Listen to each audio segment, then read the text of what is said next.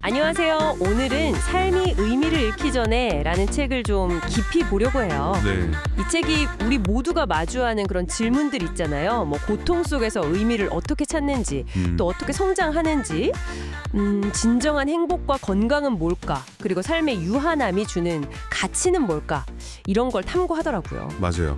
철학, 심리학, 의학 뭐 이런 여러 분야를 넘나들면서 저자의 깊은 성찰이 담겨 있죠.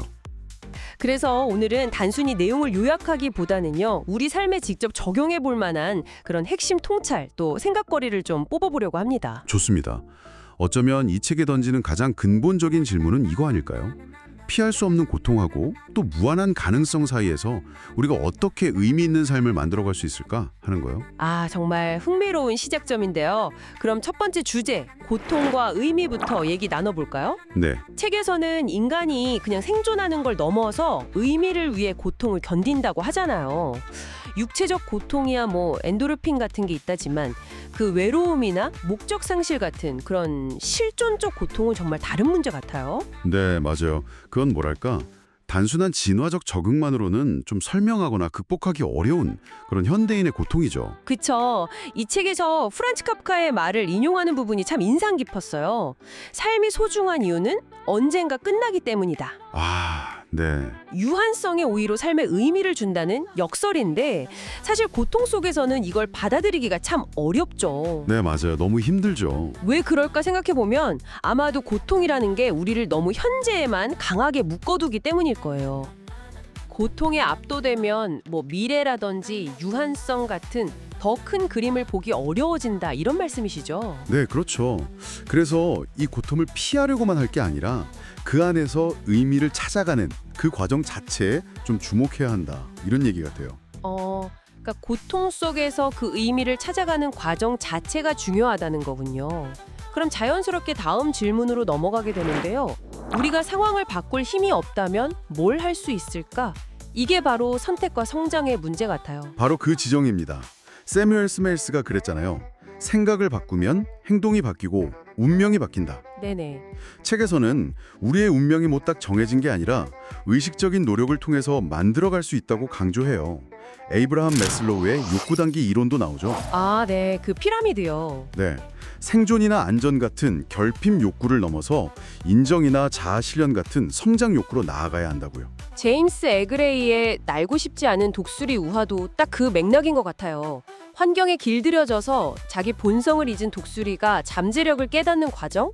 이게 뭐 개인의 성장을 넘어서 조직이나 사회에도 시사하는 바가 크다고 느꼈어요. 그리고 중요한 점은요, 이 성장이 꼭 긍정적인 감정만으로 이루어지는 게 아니라는 거예요. 아, 오히려요? 네, 책에서는 후회나 걱정 같은 우리가 흔히 부정적이라고 생각하는 감정들이 오히려 깊은 성찰의 기회가 될 수 있다고 말해요. 헨리 데이비드 소로도 고뇌 속에서만 인생의 의미가 보이는 법이다라고 했잖아요. 그러니까 그 고뇌를 외면하지 않고 성장의 디딤돌로 삼는 지혜가 필요하다는 거죠. 혹시 그런 경험 있으신가요? 고뇌가 성장의 계기가 됐던 순간이요? 건강으로 연결되는 것 같아요. 세 번째 주제죠. 네, WHO의 건강 정의처럼요. 단순히 병이 없는 상태가 아니라 신체적, 정신적, 사회적, 영적 안녕까지 다 포함하는 개념 말이에요. 뭐랄까, 요즘 유행하는 그런 피상적인 웰비잉과는 좀 다른 깊이가 느껴졌어요. 네, 특히 삶의 목적이 건강에 미치는 영향에 대한 연구 결과들이 흥미롭습니다. 아, 어떤 연구들이죠? 삶의 목적의식이 좀 뚜렷한 사람들이 뇌졸중 위험이 낮고 치매 발병도 지연되고 수명 연장과도 상당히 유의미한 상관관계를 보인다는 연구들이 있어요. 캐럴 리프나 코리키스 같은 학자들의 연구가 이걸 뒷받침하고요. 와, 그 정도예요? 네, 이게 목적의식이 단순히 뭐 그분만 좋게 하는 걸 넘어서 실제 생리적인 차이까지 만들어낼 수 있다는 가능성을 보여주는 거죠. 인지연령에 대한 얘기도 정말 놀라웠어요. 실제 나이보다 스스로를 젊다고 느끼는 게 낮은 사망률과 관련이 있다뇨? 핀란드나 덴마크 연구 결과 보니까요. 우리 주관적인 인식이 건강에 얼마나 큰 영향을 미치는지 와, 대단한 것 같아요. 그렇죠. 결국 건강이란 몸과 마음 그리고 삶을 대하는 태도까지 다 아우르는 그런 다차원적인 문제라는 거군요. 그렇습니다. 그리고 이 모든 것들이 사실 혼자서만 이룰 수 있는 건 아니죠.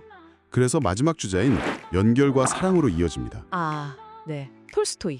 네, 톨스토이의 사람은 무엇으로 사는가 그 메시지처럼 사람은 결국 타인과의 연결, 그러니까 사랑 속에서 살아간다는 겁니다. 건강 역시 개인의 문제를 넘어서 건강 공동체의 관점에서 봐야 한다는 주장도 인상 깊었어요. 서로 긍정적인 영향을 주고받는 환경이 중요하다는 거요. 맞아요. 그리고 이때 사랑이라는 게 뭔가를 이렇게 소유하려는 게 아니라 그냥 존재 자체로 나누고 흘러가게 하는 그런 본질을 지녀야 한다는 통찰도 담겨 있죠.